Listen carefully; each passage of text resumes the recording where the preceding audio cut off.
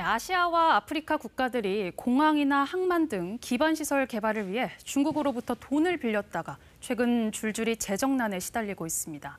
이자율이 높은 데다가 돈을 갚지 못하면 시설의 운영권을 중국이 가져가 버리는데요. 수많은 국가들의 외환 위기 가능성이 커지고 있습니다. 방콕 김원장 특파원입니다. 파키스탄은 항만과 철도 건설 등을 위해 중국에서 50조 원 가까이 지원을 받았습니다. 이 빚을 갚느라 지난 2019년 결국 국제통화기금 IMF로부터 돈을 빌린 파키스탄 정부는 최근 달러가 바닥나 또 IMF 구제금융을 신청했습니다. 임란 칸 총리는 해임됐습니다. For vote of no confidence against Mr. Imran Khan has been passed by a majority.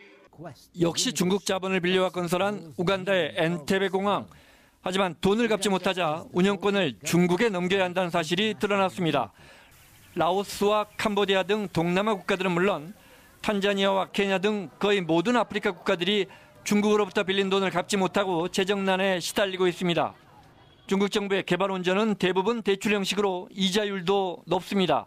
상환 기간도 짧고 특히 돈을 갚지 못하면 공항이나 항만 등의 운영권을 대신 가져가는 방식입니다.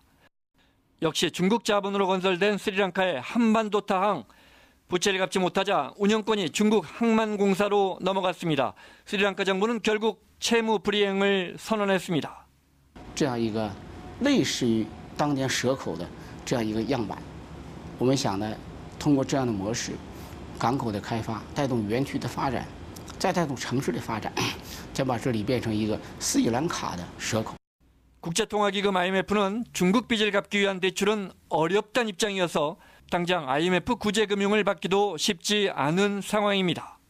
개발 원조가 아니라 고리대금업 아니냐는 지적까지 나옵니다.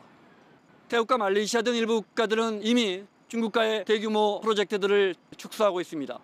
방콕에서 KBS 뉴스 김원장입니다.